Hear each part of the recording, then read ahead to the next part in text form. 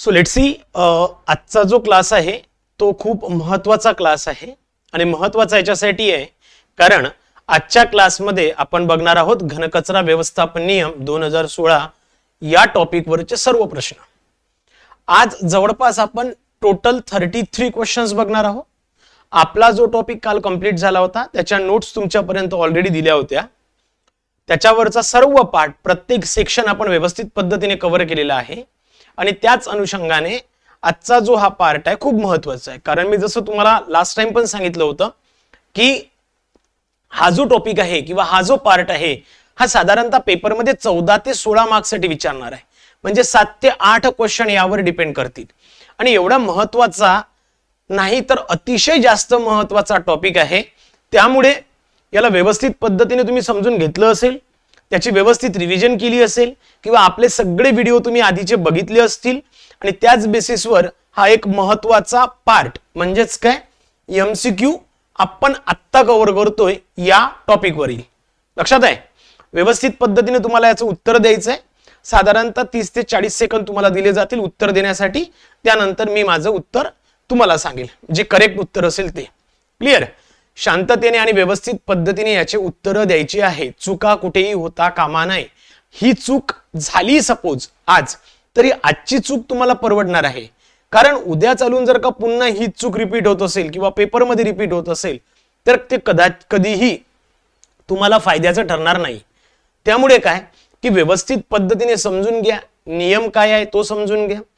Notes तुमच्याकडे आहे, video तुमच्याकडे होते, त्याचा तुम्ही अभ्यास केला होता. कालही मी तुम्हाला मेसेज टाकला होता की प्लीज रिव्हिजन करून घ्या एकदा आणि त्याच बेसिसवर तुम्ही रिव्हिजन केली असेल असं अपेक्षा आहे. Okay, now let's see the first question. चला, पहिला क्वेश्चन काय आहे? ओके, काय म्हणतोय आणि सर्वांनी उत्तर करायची आहे. Okay, which statement is correct regarding the composting process? Composting प्रक्रियेबाबत खालीलपैकी कोणते विधान योग्य आहे? Composting and aerobic composting are identical in definition. Composting आणि एरोबिकल कंपोस्टिंग यांची व्याख्या पूर्णपणे समान आहे. Composting always require absence of oxygen. Composting साठी नेहमी प्राणवायूचा अभाव आवश्यक असतो. Aerobic composting specially requires oxygen while composting may not specifies oxygen. Aerobic composting मध्ये प्राणवायू आवश्यक असतो तर सामान्य कंपोस्टिंग मध्ये प्राणवायूचा उल्लेख नाही. anaerobic digestion and composition are the same process. anaerobic digestion आणि कंपोस्टिंग एकच प्रक्रिया आहेत. चला पटकन सांगा कोणतं करेक्ट आहे. ओके, किंवा कंपोस्टिंग प्रक्रियेबाबत कोणतं विधान बरोबर आहे व्यवस्थित सांगा. थोडे कॉम्प्लिकेटेड क्वेश्चन्स आहे, थोडे ट्रिकी क्वेश्चन्स आहे आणि अशाच पद्धतीच्या क्वेश्चनची अपेक्षा तुम्हाला पेपरमध्ये करता येईल. ओके, बरोबर आहे की नाही? उत्तर सर्वांनी द्यायची आहेत. चुकलं तर चुकलं, उत्तर सर्वांनी द्यायची आहेत. ओके, एक तर तुम्हाला पहिली गोष्ट एक लक्षात घ्या की कंपोस्टिंग आणि एरोबिक कंपोस्टिंग यांची व्याख्या सेमच आहे असं बिलकुल नाही आहे. ओके, त्यामुळे ऑप्शन ए पण चुकलंय, ऑप्शन डी पण चुकलंय. बरोबर आहे. पण ऑप्शन सी जर का तुम्ही बघत असाल तर तुम्हाला एक लक्षात येईल की एरोबिक कंपोस्टिंग मध्ये काय लागतं? ऑक्सिजन लागतो. बरोबर आहे. आणि बाकीचं जे कंपोस्टिंग आहे हे सामान्य पद्धतीने केलं जातं. Yes or no? म्हणून ऑप्शन सी हा करेक्ट येतो मित्रांनो. म्हणून ऑप्शन सी करेक्ट आहे. ऑप्शन ए बी डी चुकलेले आहेत.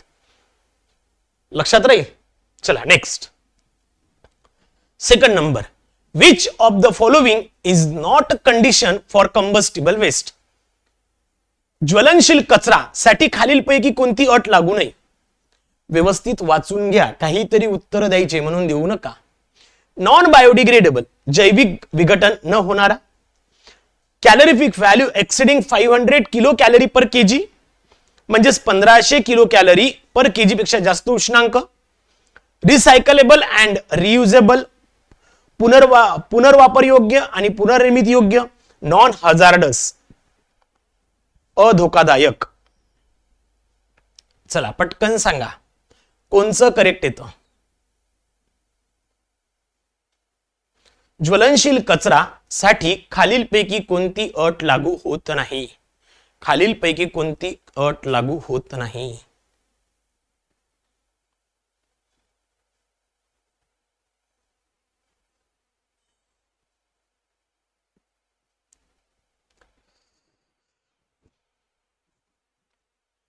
बरेचसे लोक कन्फ्युजिंग आहे. खालीलपैकी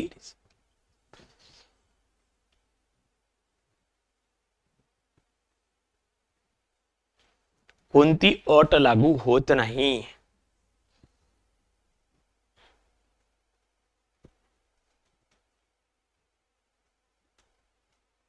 आणि करेक्ट ऑप्शन आहे ऑप्शन सी.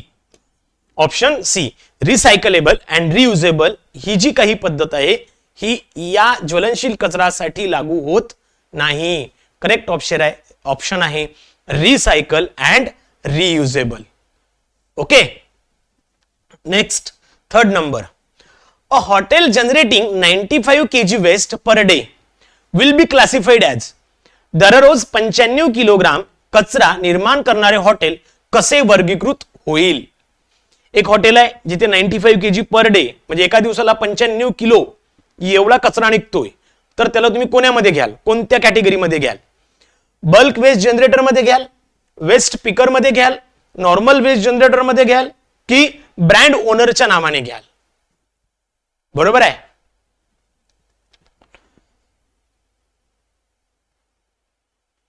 पटकन, फास्ट. चला, करेक्ट ऑप्शन काय राहणार आहे? पटपट पटपट सांगा, चुका होऊ देऊ नका. सिंपल आहे. 95 kg जर का एका दिवसाला येत असेल तर तो कोण आहे? बरोबर आहे. चला पुन्हा एकदा मी क्लिअर करतोय बघा. एक तर बल्क वेस्ट जनरेटर म्हणजे कोण? जिथे 100 kg पर डे पेक्षा जास्त कचरा निर्माण होतो त्याला आपण काय म्हणतो? Bulk generator. इथे 95 दिलेला आहे म्हणजे हा बल्क जनरेटर नाही आहे. बरोबर आहे. वेस्ट पिकर, हा वेस्ट पिकर आहे का? नाही. वेस्ट पिकर म्हणजे वेस्ट कलेक्टर, जे कचरा गोळा करतात ते लोक. हॉटेल कचरा गोळा करणार नाहीये किंवा तिथनं आपण कचरा घेऊ सुद्धा शकत नाही. त्यामुळे काय वेस्ट पिकर नाहीये. ब्रँड ओनर, तर ब्रँड ओनरच्या केसमध्ये कोण कोण येतं रे? ब्रँड ओनरच्या केसमध्ये किंवा आपल्या सेक्शन मध्ये काय कंडिशन सांगितले? सॅनिटरी नॅपकिन्स असू दे, हगीज असू दे, या टाईपचे जे असतात त्यांच्यासाठी आपण ब्रँड ओनरच्या टाईपच्या कंडिशन्स बघतो किंवा ब्रँड ओनर तिथे कंडिशन लागू होते. बरोबर आहे. म्हणजे डी पण नाहीये. म्हणून करेक्ट ऑप्शन काय मित्रांनो? सी ए करेक्ट ऑप्शन आहे. नॉर्मल वेस्ट जनरेटर आहे तो. लक्षात आलं? लक्षात आलंय का? So this is the normal waste generator, म्हणून सी करेक्ट. चला पुढे चला. Buffer zone must be maintained. Buffer zone कुठे राखला गेला पाहिजे? Outside the allotted land only, फक्त मंजूर जमिनी बाहेर. Within the total land area allotted for the facility, प्रकल्पासाठी मंजूर एकूण जमिनीमध्ये. ओनली अराउंड लँडफिल साइट, फक्त लँडफिल भोवती. Only for the facility below 5 TPD ton per day, फक्त 5 टन पर डे पेक्षा कमी प्रकल्पांसाठी. चला पटकन सांगा. क्वेश्चन नंबर 4 व्यवस्थित सांगा.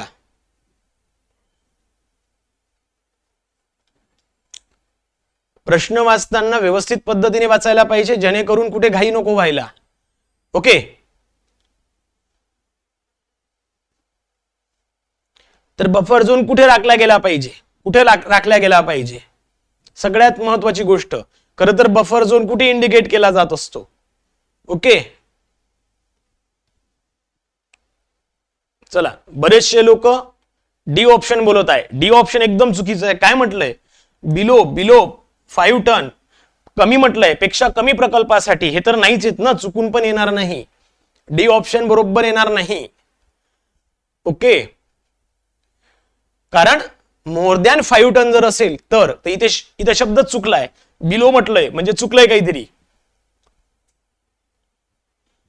ओके. त्यानंतर दुसरी गोष्ट, बफर झोन कुठे मेंटेन केला पाहिजे? जी जमीन लँडफिल साठी किंवा कचऱ्याच्या डम्पिंग साठी वगैरे किंवा तिथलं होणाऱ्या प्रकल्पासाठी मंजूर केलेली असेल त्याच्या बाहेर बफर झोन असायला पाहिजे का? नाही. ओके, कारण की मंजूर झाला त्याच्या फक्त बाहेर, चुकीचं आहे, म्हणून ए पण चुकला. Only around the landfill side, फक्त त्या लँडफिलच्या बाजूला असली पाहिजे, मग आजूबाजूला कुठेही नाही, तर चुकलं, ते पण नाही. Within the total land area allotted for the facility, त्या प्रकल्पासाठी जी एकूण जमीन मंजूर झाली आहे त्या जमिनीतला टोटल तुम्ही बफर झोन म्हणून घोषित करू शकता, ज्यामध्ये कोणत्याही पद्धतीच्या डेव्हलपमेंट करता येणार नाही किंवा डेव्हलपमेंट रिस्ट्रिक्टेड असतील. क्लिअर? म्हणून क्वेश्चन नंबर 4 ला ऑप्शन बी हा करेक्ट येणार. ओके, बरेचशे लोकांनी डी पण लिहिलेलं आहे. नेक्स्ट काय आहे? Which of the following correctly differentiates processing and treatment, खालीलपैकी कोणते प्रक्रिया आणि उपचार योग्यरित्या फरक करते? बघा, व्यवस्थित समजून घ्या. प्रोसेसिंग आणि ट्रीटमेंट ह्या दोन गोष्टीमध्ये डिफरन्स काय आहे? हा अशा टाईपचा एक क्वेश्चन आहे आणि महत्वाचा क्वेश्चन आहे. एका एक्झाम मधून घेतलेला सुद्धा मी क्वेश्चन आहे हा, लक्षात घ्या. Processing reduce the volume, treatment produce the compost only. Processing आयतन कमी करते, म्हणजेच व्हॉल्यूम, जी टोटल व्हॉल्यूम आहे ते कमी करते. ट्रीटमेंट फक्त कंपोस्ट तयार करते. Processing in scientific handling for the reuse, recycling. Treatment modifies physical, chemical और बायोलॉजिकल कॅरेक्टरिस्टिक्स. प्रोसेसिंग म्हणजे पुनर्वापरासाठी वैज्ञानिक हाताळणी. ट्रीटमेंट म्हणजे भौतिक, रासायनिक किंवा जैविक गुणधर्मात बदल. C, both mean final disposal, दोन्हीचा अर्थ अंतिम विल्हेवाट आहे. Both are identical in meaning, दोन्हीचा अर्थ समान आहे. आता ऑब्व्हियसली सी आणि डी जर का कोणी म्हणत असेल तर बिलकुल चुकीचं आहे, बिलकुल चुकीचं आहे. ट्रीटमेंट आणि प्रोसेसिंग दोन्ही गोष्टी वेगवेगळ्या आहे. ओके, आता प्रोसेसिंग अशी एक गोष्ट आहे, प्रोसेसिंग तर व्हॉल्यूम कमी करते, रिड्यूस द व्हॉल्यूम, आणि treatment produce the compost only, तर बिलकुल चुकीचं आहे. ओके, एकतर फक्त आणि फक्त कंपोस्ट तयारच होत नाही, त्याच्यामुळे ए पण चुकला, सी डी तर ऑलरेडी चुकले होते, म्हणजे उरलंय कोण? तर लक्षात ठेवायचंय की प्रोसेसिंग म्हणजे काय? प्रोसेसिंग म्हणजेच जे काही आपण रियूज करतो, रिसायकल करतो, त्यालाच आपण प्रोसेसिंग म्हणतो. प्रोसेसिंग मध्ये काय होतंय? रियूज होतं, रिसायकल होतं. आणि ट्रीटमेंट मध्ये काय होतं? ट्रीटमेंट मध्ये जे मॉडिफाईड आहे, म्हणजे फिजिकल, केमिकल आणि बायोलॉजिकल कॅरेक्टरिस्टिक्स, हे आपण मॉडिफाईड करतो त्या पर्टिक्युलर बेसचे. त्यामुळे बी करेक्ट. लक्षात आलं?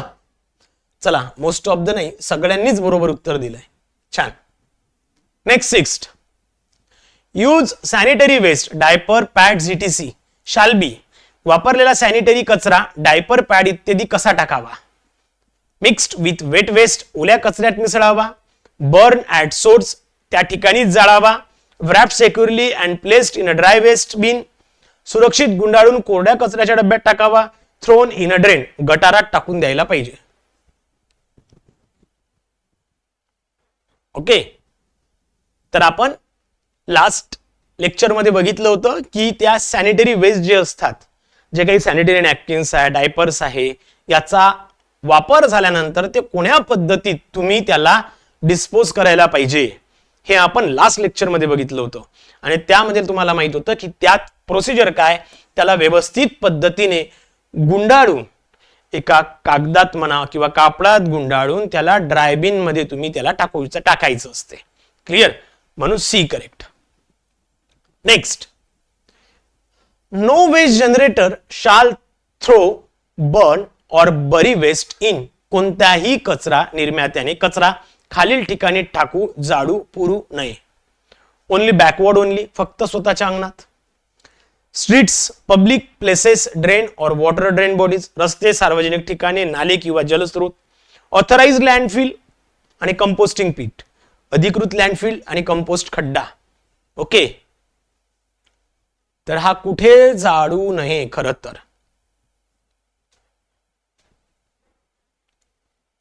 ओके, तर आता इथे फक्त ओनली म्हटलंय म्हणून हा चुकीचा झालाय. फक्त स्वतःच्या अंगणात जाळू नये असं नाहीये, तिथे तर बिलकुल जाळायचंच नाहीये.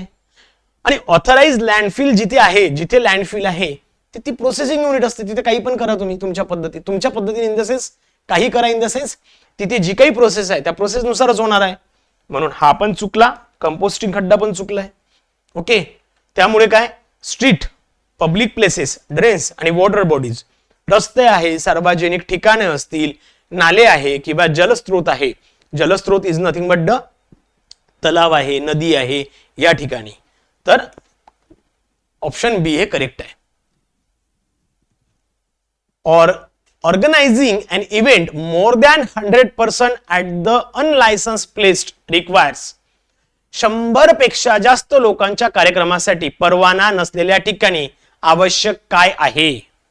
Police permission only, intimation to the local body 3 working days in advance, permission from CB control pollution central pollution control board, no requirement, काहीच आवश्यकता नाही. सीपीसीबी कडून तुम्हाला त्याची परमिशन घेणे गरजेचं आहे. किमान 3 दिवस आधी स्थानिक स्वराज्य संस्थेला कळवणं गरजेचं आहे. फक्त पोलिसांची परमिशन असली तरी चालेल. चला पटकन सांगा. एक लक्षात ठेवायचंय की जर का एखादा प्रोग्राम आहे जिथे 100 पेक्षा जास्त लोक गोळा होतील आणि त्यांच्यासाठी परमिशन, त्यांच्यासाठी तुम्हाला एखादा प्रोग्राम युटिलाइज करायचा आहे, तर ऑर्गनायझरची लायबिलिटी किंवा रिस्पॉन्सिबिलिटी काय असते? जो ऑर्गनायझर असेल त्यांनी काय करायला पाहिजे? सगळ्यात सुरुवातीला त्याने सगळ्यात महत्वाचं म्हणजे काय की जी स्थानिक स्वराज्य संस्था आहे किंवा शहरी स्थानिक स्वराज्य संस्थे असतील किंवा बाकी स्थानिक, म्हणजे त्यामध्ये ग्रामपंचायत पण आली, कारण 3000 पेक्षा जास्त लोक असणाऱ्या गावांचा सुद्धा आपण यामध्ये उल्लेख केलेला आहे. त्यामुळे स्थानिक स्वराज्य संस्था असेल, कोणतेही स्थानिक स्वराज्य संस्थेला कमीत कमी 3 दिवसाच्या आधी, ओके, 3 दिवसाआधी तशा पद्धतीने कळवणे गरजेचे असते. त्यासोबतच त्या ऑर्गनायझरने काय करायला पाहिजे की तो कचरा त्याच जागेवर म्हणजे आहे त्या ठिकाणीच त्या प्रोग्राम मध्ये त्याने तो कचरा वर्गीकृत करणं गरजेचं आहे, सेग्रिगेट करणं गरजेचं आहे. यासोबतच त्या कचऱ्याची विल्हेवाट लावताना ज्या काही ऑथराइज एजन्सी असतील त्यांच्याकडनं तशी विल्हेवाट लावणं गरजेचं आहे. म्हणजे जर का शिळं अन्न असेल, काही ड्राय वेस्ट असेल, तर ह्या गोष्टींची विल्हेवाट लावताना ज्या ऑथराइज एजन्सी असेल त्यांच्याकडनं त्या विल्हेवाट लावायला पाहिजे. म्हणून B correct. Gated communities and institution must compile if area exceed. Gated community संस्था यांनी नियम पाळणे आवश्यक आहे जर क्षेत्रफळ जास्त असेल. तुम्हाला आधीच सांगितलं होतं की मोठमोठे इन्स्टिट्यूशन असू शकतात किंवा एखादी कम्युनिटी आहे किंवा एखादी छोटीशी टाउनशिप असेल ज्यांचा एरिया कितीपेक्षा जास्त असेल तर त्यांनी त्या कचऱ्याची विल्हेवाट त्यांच्या लेवलवरच लावावं लागतं. बरेचदा त्यांना प्रोसेसिंग युनिट सुद्धा तयार करायला सांगितलं जातं. लक्षात आलं? चला, कोणीतरी एक चुकीचं उत्तर दिलेलं आहे. ए वाले कोण आहे त्यांनी चुकीचं उत्तर दिलेलं आहे. ओके, ऑब्विसली ज्याचं 5000 स्क्वेअर मीटर म्हणजे 5000 चौरस मीटर पेक्षा जास्त एरिया असेल त्यांनी या नियमाच्या अंतर्गत जे काही अटी शर्ती दिलेल्या आहे त्यानुसारच त्याची विल्हेवाट लावणं गरजेचे असते. Clear? Yes. Self decomposing policy within that area. लक्षात आलं? चला पुढे जाऊया. Central monitoring committee CMC under the rules is chaired by. केंद्रीय मॉनिटरी कमिटीचे अध्यक्ष कोण असतात? मी तुम्हाला आधी सांगितलं होतं जेवढ्याही कमिटी जेवढ्याही कंडिशन्स सांगितलेले आहेत त्यांचे अध्यक्ष तुम्हाला माहित असणं गरजेचे आहे. त्यांचे सदस्य माहित नसले तरी चालतील कारण की त्या प्रत्येक कमिटीमध्ये खूप सारे सदस्य दिलेले आहे. एवढे नाही लक्षात ठेवले तरी चालेल, पण प्रत्येक कमिटीचा अध्यक्ष कोण आहे हे तुम्हाला माहिती करणं गरजेचं आहे किंवा माहिती असणं गरजेचं असते. क्लिअर? हे तुम्हाला मी आधी पण सांगितलं होतं. आता कन्फ्युजन कुठं होणार आहे? ओके, हे तर चेअरमन नसतो, हाही चेअरमन नसतो, म्हणजे पंतप्रधान आणि सीपीसीबी अध्यक्ष पण चेअरमन नसतो. तुम्हाला माहिती आहे सेक्रेटरी या चेअरमन असतो, बरोबर आहे की नाही? सेक्रेटरी या चेअरमन असतो. पण आता कन्फ्युजन कुठे झालं की बाबा तो सेक्रेटरी आहे, तो ministry of housing and urban अफेअर्सचा आहे की तो ministry of environment forest and climate चेंजचा आहे? ते तुम्हाला थोडं कन्फ्युजन आहे. आता इथे बी आणि सी, बी सी मध्ये काय करू? सेक्रेटरी तर अध्यक्ष असतो, हे 100% आहे, बरोबर आहे. पण या पर्टिक्युलर प्रोसेस मध्ये लक्षात ठेवायचं की या ऍक्टच्या अंतर्गत सेक्रेटरी हा ministry of environment forest and climate चेंजचा जो सेक्रेटरी असतो तो CMC म्हणजे सेंट्रल मॉनिटरिंग कमिटीचा अध्यक्ष असतो किंवा चेअरमन असतो. म्हणून सी करेक्ट. ओके, बी नाही. ओके, चलो. Central monitoring committee must meet at least. केंद्रीय मॉनिटरिंग कमिटी किमान किती वेळा बैठक घेते? 3 वर्षातून एकदा, वर्षातून 2दा, वर्षातून किमान एकदा, दर महिन्याला. दर महिन्याला. या रूलच्या अंतर्गत काय सांगितलं आहे की किती वेळा घ्यायला पाहिजे? आता हे तर कुठेच नाही, हे कुठेच नाही आहे, बरोबर आहे. पुन्हा 50-50 वर तुम्ही लोक आले आहे. म्हणजे वर्षातून 2दा की वर्षातून एकदा? ओके, वर्षातून 2दा की वर्षातून एकदा? पटकन सांगा. उत्कर्ष, रोहित, साक्षी, संघपाल, उत्तर चुकलेले आहे.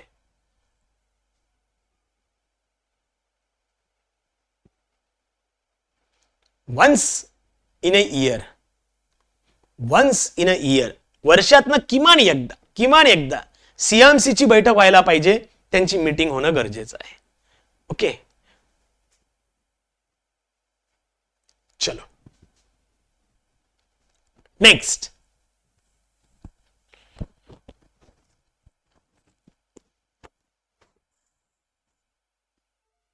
ओके, चला. Ministry of power is responsible to. ऊर्जा मंत्रालयाची जबाबदारी काय आहे? बघा, ऊर्जा मंत्रालयाची ड्युटी काय आहे हे आपण लास्ट टाइम बघितलं होतं, बरोबर आहे. काय आहे? मॅन्युफॅक्चर कंपोस्ट तयार करणे, decide the tariff and ensure the compulsory purchase of power from the waste to energy plants. Waste to energy प्रकल्पाकडून वीज दर ठरवणे व वीज खरेदी करणं सक्तीची करणे. Monitoring the segregation at household level, घरगुती स्तरावर कचरा वर्गीकरण तपासणे. Issue compost quality standards, compost गुणवत्ता मानके जारी करणे. Okay,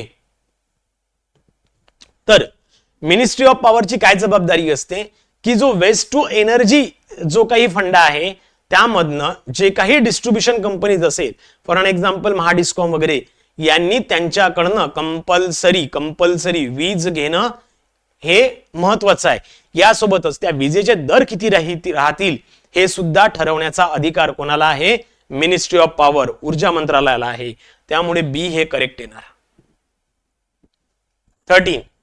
state solid waste management policy must be prepared within. राज्य घनकचरा व्यवस्थापन धोरण किती कालावधीत तयार करायला पाहिजे? 6 महिने, 1 वर्ष, 2 वर्ष, कालमर्यादा नाही, काही लिमिट नाही, कधी करा वाटण त्या वेळेला. किती वेळात? म्हणजेच काय, हे जे नियम जे तयार झाले आहे तेव्हापासून प्रत्येक राज्याने किती टाइम पिरियड मध्ये हे तयार करणं गरजेचं आहे. ओके, 6 महिने, 1 वर्ष, 2 वर्ष, कालमर्यादा नाही असं त्यांनी म्हटलेलं आहे. हँड रेज करू नका मनीषा, आन्सर कमेंट मध्ये द्या. ओके, चला, 1 वर्ष बरोबर आहे. Okay, 1 year. जेव्हापासून हे नोटिफिकेशन आलेलं असेल 2016चं, तिथून एका वर्षात state policy regarding the solid waste management ही तयार करणं मस्ट आहे, गरजेचं आहे. त्यामुळे 1 वर्ष from the notification. Clear? So B correct. Next, secretary urban development must ensure land allocation for processing facility within. प्रक्रिया व विल्हेवाट सुविधांसाठी जमीन वाटप किती कालावधीत सुनिश्चित करायला पाहिजे? सगळ्यात लास्ट टेबल आठवतो का? 23चा टेबल दिला होता की सेक्रेटरीने अर्बन डेव्हलपमेंट करताना लँड अलोकेशन किती टाइम पिरियड मध्ये करायला पाहिजे? आठवत असेल, 1 वर्ष, 2 वर्ष, 3 वर्ष आणि 5 वर्ष असे आपण 4 कॅटेगरीमध्ये त्याला डिस्क्राईब केलं होतं.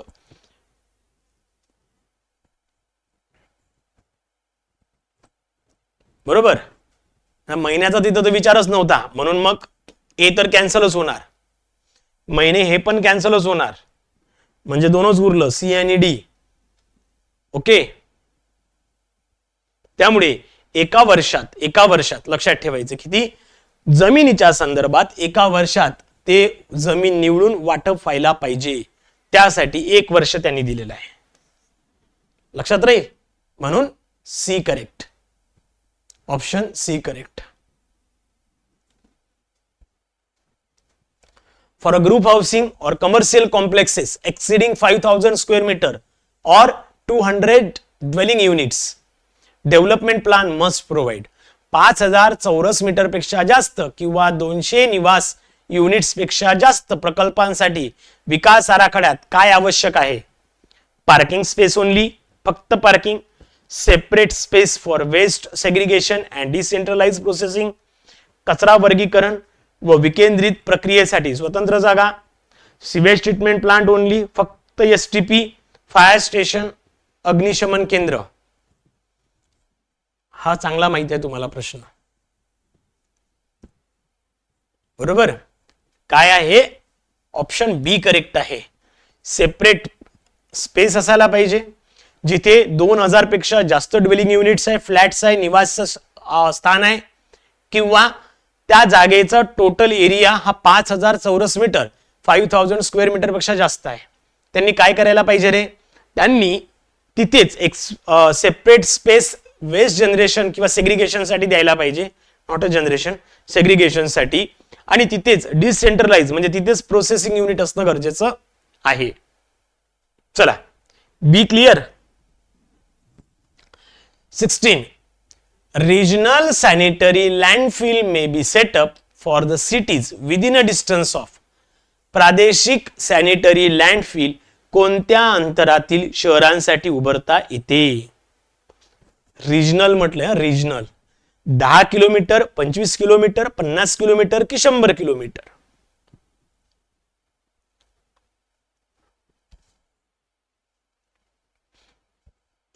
दहा किलोमीटर, 25 किलोमीटर, रिजनल. रिजनल, प्रादेशिक सॅनिटरी लँडफिल, प्रादेशिक. तर त्यासाठी डिस्टन्स किती दिलेला आहे? आपल्या याच्यात डिस्टन्स किती दिलेला आहे?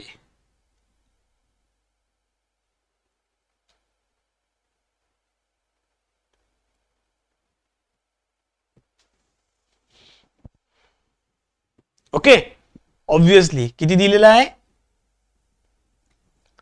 50 किलोमीटर किंवा त्यापेक्षा जास्त, 50 किलोमीटर किंवा त्यापेक्षा जास्त असं दिलेलं आहे. Clear? So C is correct. C correct आहे.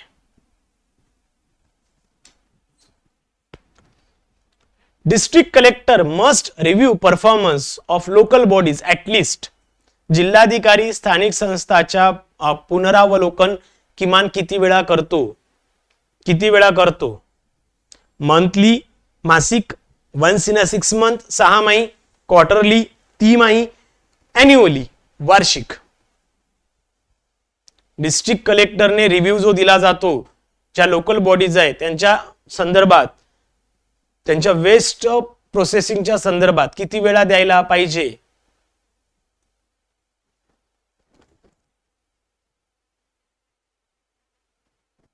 कधी? यस, क्वार्टरली दिला जातो, तिमाही दिला जात असतो. बरोबर आहे की नाही? क्वार्टरली दिला जातो, तिमाही दिला जात असतो.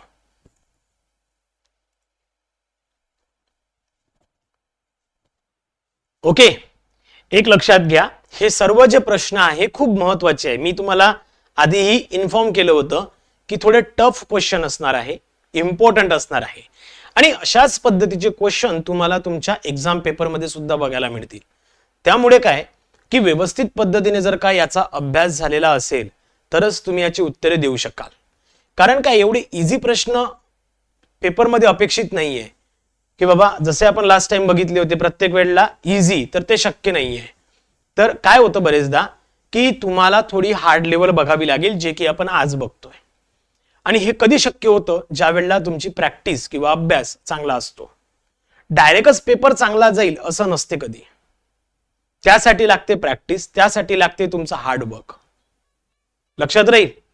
आणि जर का कोणी डायरेक्ट एमसीक्यू सॉल्व्ह करायला आज आलं असेल किंवा करत असेल तर तेही शक्य नाही, कारण त्यासाठी तुम्हाला हा ऍक्ट, हे रूल्स, हे नियम हे माहिती असणं गरजेचे आहे.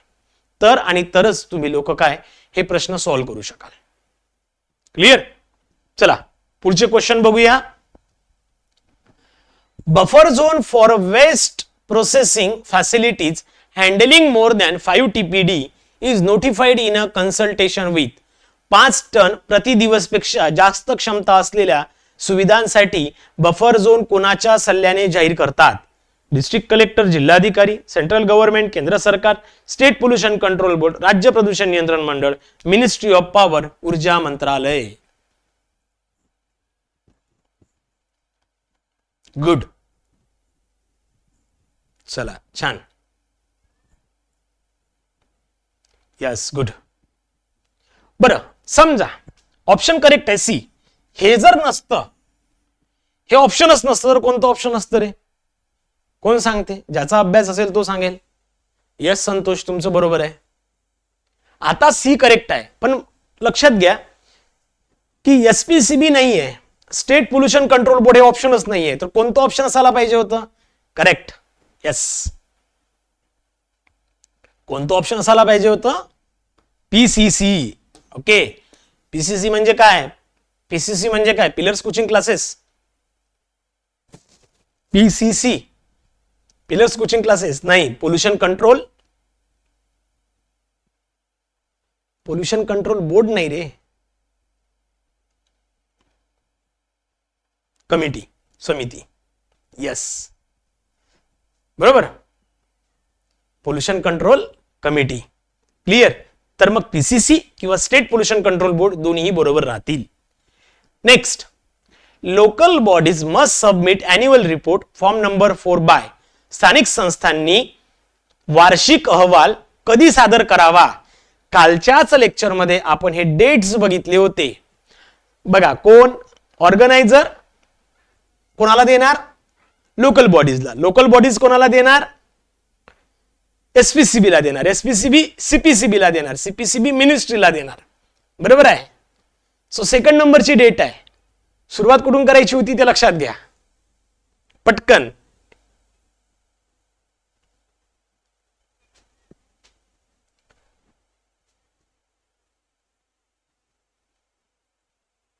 याचं करेक्ट ऑप्शन काय आहे? याचं करेक्ट ऑप्शन काय आहे?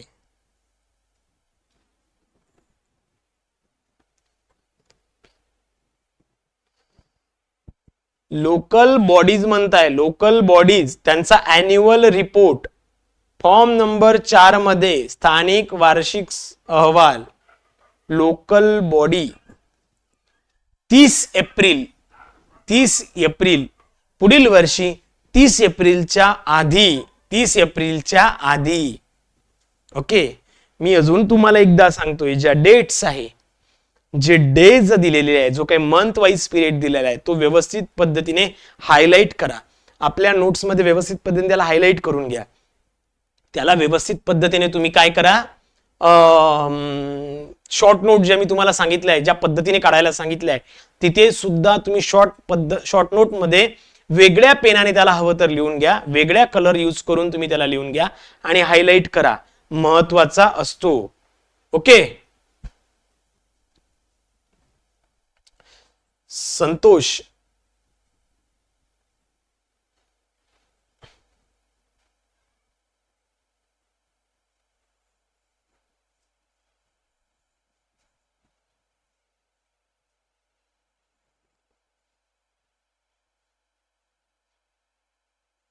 Okay.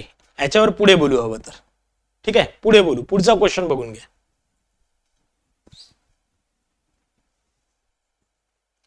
State pollution control board must review implementation of this rule at least. State pollution control board must review implementation of this rule at least. राज्य प्रदूषण नियंत्रण मंडळाने नियमांची अंमलबजावणी किमान किती वेळा पुनरावलोकन करावी? चला पटकन सांगा.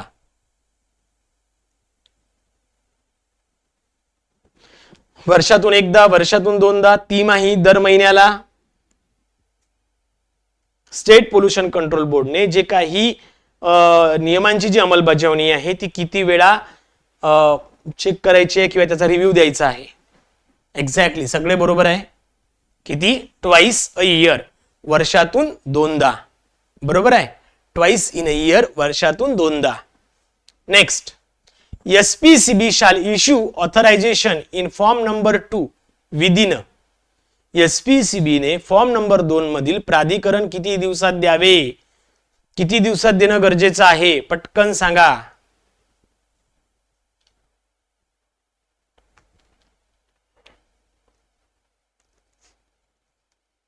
किती दिवसात देणं गरजेचं आहे?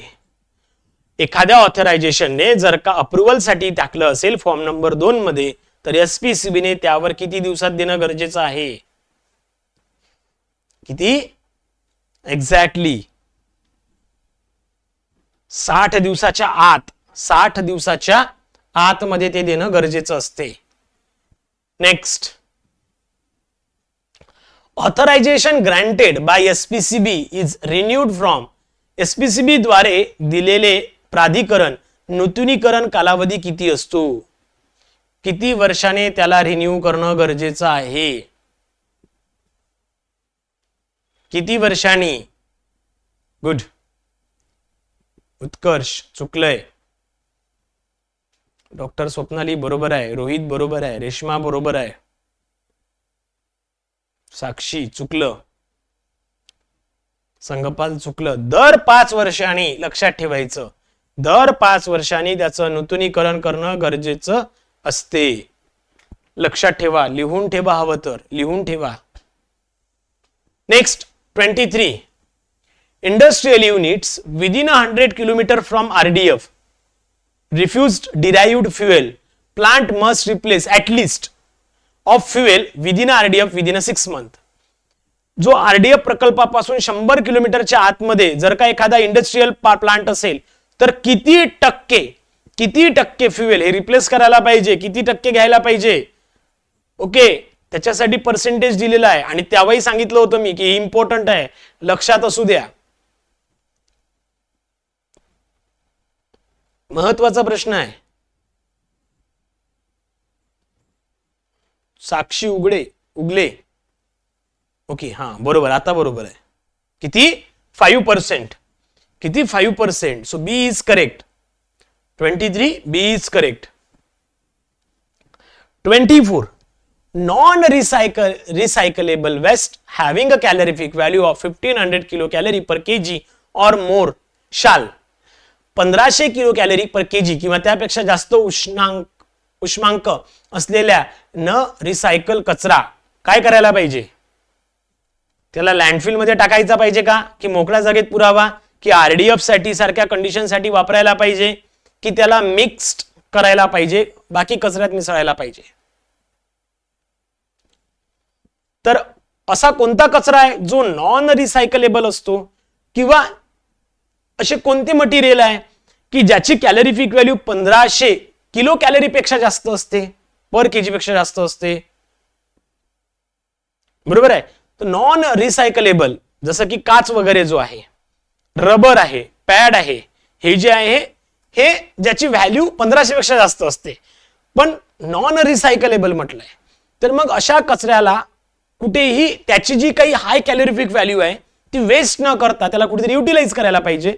त्यासाठी RDF सारखा म्हणजेच काय एनर्जी जनरेशन साठी त्याला वापरायला पाहिजे. म्हणून मग सी करेक्ट. बरोबर आहे. So option C correct. Next 25, waste to energy plant above 5 TPD capacity require authorization. 5 ton प्रति दिवसापेक्षा जास्त क्षमतेच्या वेस्ट टू एनर्जी प्रकल्पासाठी कोणत्या फॉर्म मध्ये अर्ज करावा? 2314. ओके, 2314. तर याच्यासाठी मीच तुम्हाला सांगून देतोय, फॉर्म नंबर 1 मध्ये जर का 5 TPD पेक्षा 5 टन पर डे पेक्षा जास्त कॅपॅसिटीच्या केसमध्ये फॉर्म नंबर 1 मध्ये काय आपल्याला अर्ज करायला पाहिजे. तरी फॉर्म 1, 2, 3, 4 हे कशासाठी वापरतात? ते हवं तर मी एकदा शॉर्ट मध्ये तुम्हाला नोट्स मध्ये टाकून देतो किंवा शॉर्ट्स मध्ये एक आपल्या ग्रुपमध्ये शेअर करून देतो, माहिती असू द्या. इन केस जर का विचारलं, प्रश्न येणार नाहीये कदाचित, बट इन केस विचारला तर तुम्हाला हे सुद्धा माहिती असायला पाहिजे. Next, in hilly area construction of landfill, डोंगराळ भागात लँडफिल बांधकामाबाबत नियम काय सांगतात? कालच बघितलं सेक्शन नंबर 20. सेक्शन नंबर 20 काय सांगतो, जो की हिली एरियाच्या संदर्भात आहे. डोंगरावरच बंधनकारक आहे नाही तर अवॉइडेड, एकतर अवॉइडेडच करा आणि कुठे 25 किलोमीटर आत सपाट भागात उभं राहावे. कोणती मर्यादा नाही, फक्त भूमिगत लँडफिल अवेलेबल आहे, अलाउड आहे. पटकन सांगा, फास्ट.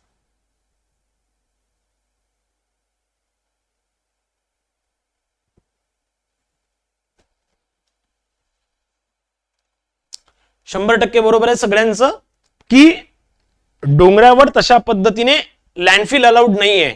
मग ती लँडफिल कुठे अलाउड असतो तर त्याच्या पायथ्यापासून, डोंगराच्या पायथ्यापासून सपाट भागेत 25 किलोमीटर पर्यंत तुम्हाला ती लँडफिल अलाउड आहे किंवा उभारता येते किंवा ती लँडफिल कन्स्ट्रक्ट करता येते. त्यामुळे बी हे करेक्ट येणार. Next 27, identification of suitable site for a solid waste processing facility must be completed within. घनकचरा प्रक्रिया केंद्रासाठी योग्य जागा ओळखण्याची कालमर्यादा किती आहे? हे आपण काल टेबलमध्ये बघितलं होतं. किती कालमर्यादेत ती जागा ओळखायला पाहिजे किंवा ती जागा ओळखणे गरजेचं असते. किती? 1 वर्षाच्या आत. गुड, 1 वर्षाच्या आत. बरोबर आहे की नाही? चुकीची उत्तर देऊ नका. 1 वर्षाच्या आत. चला next, procurement of land for a solid waste processing and landfill facility must be completed within. प्रक्रिया व लँडफिल सुविधांसाठी जमीन संपादित किती कालावधीत करायला पाहिजे? किती टाइम पिरियड मध्ये ती जमीन ऍक्वायर करायला पाहिजे, संपादित करायला पाहिजे?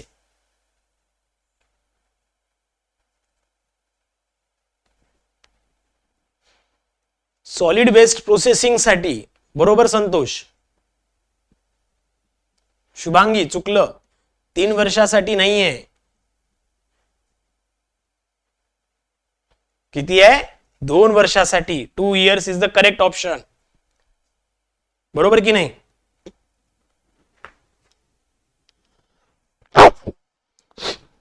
सॉरी. चलो नेक्स्ट 29 काय सांगतो, setting up a solid waste processing facility for a local bodies having a population 1 lakh or more. 1 lakh किंवा त्यापेक्षा जास्त लोकसंख्या असलेल्या स्थानिक संस्थांनी प्रक्रिया केंद्र किती कालावधीत उभा राहायला पाहिजे? जिथे पॉप्युलेशन 1 लाख किंवा त्यापेक्षा जास्त आहे,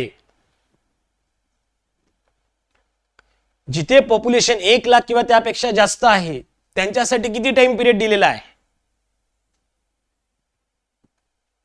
संतोष 3 वर्ष नाही आहे. एकदा चेक करा, 3 वर्ष नाही आहे. किती आहे? 2 वर्ष आहे. किती? 2 वर्ष, म्हणजे बी करेक्ट. बरोबर. आणि 3 वर्ष कुणासाठी आहे? कोण सांगतं? 3 वर्ष कुणासाठी आहे? पटकन सांगा.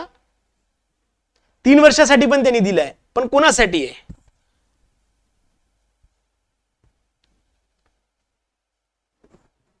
लेस दॅन 1 लाख साठी. गुड.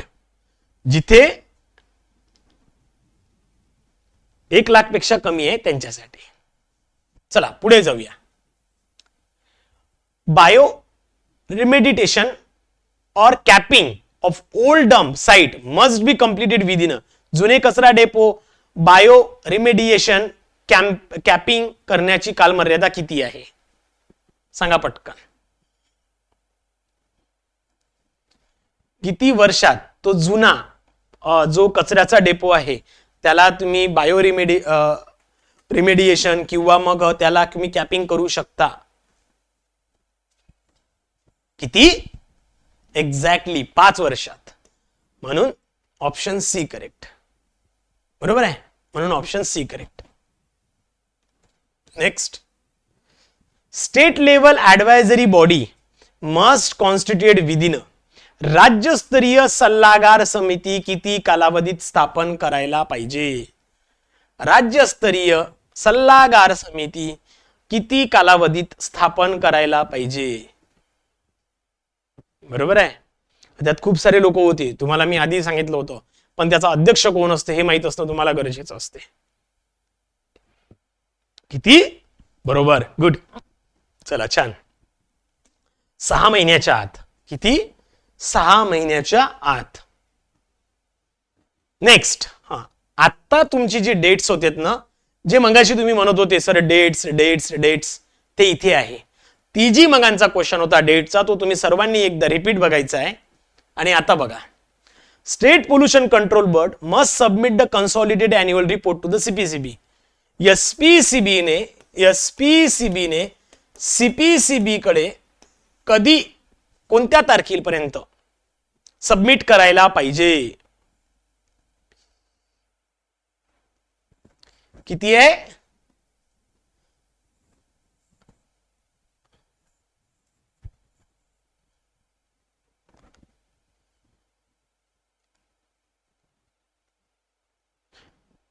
किती आहे? 31 जुलै, 31 जुलै आहे. 31 जुलै आहे. बरोबर आहे. आणि हा कन्सॉलिडेटेड अॅन्युअल रिपोर्ट आहे. ओके, एकत्रित वार्षिक अहवाल आहे. बरोबर आहे की नाही? हा काय आहे? एकत्रित वार्षिक अहवाल आहे. आणि त्या क्वेश्चन मध्ये तुम्हाला सांगतोय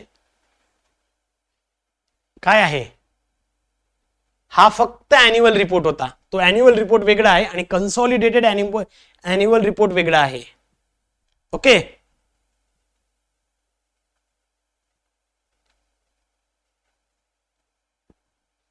चलो पुढे जाऊया. Next, CPCB must forward consolidated review to the ministry. CPCB ने एकत्रित वार्षिक अहवाल कधी पाठवायला पाहिजे? सीपीसीबी कधी पाठवणार? मिनिस्ट्रीला कधी पाठवणार?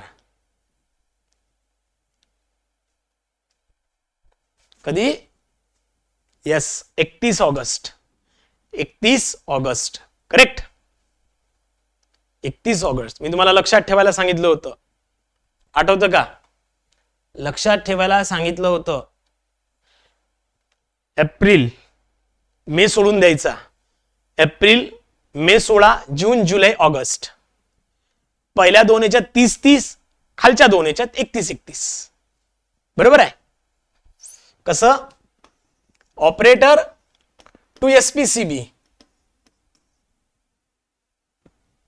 नाही, local body, local to SPCB, SPCB to CPCB आणि सीपीसीबी मिनिस्ट्री. बरोबर आहे. काय होतंय? एप्रिल, जून, जुलै, ऑगस्ट. बरोबर आहे. इथे 30 तारीख आणि इथे 31 तारीख. यस,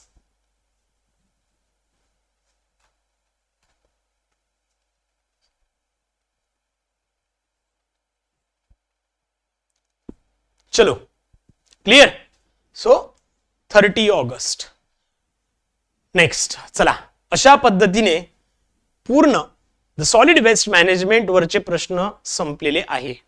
डिफिकल्ट, इझी, सगळ्याच लेवलचे आपण टाकले होते. आय होप तुम्हाला हे व्यवस्थित समजले असतील.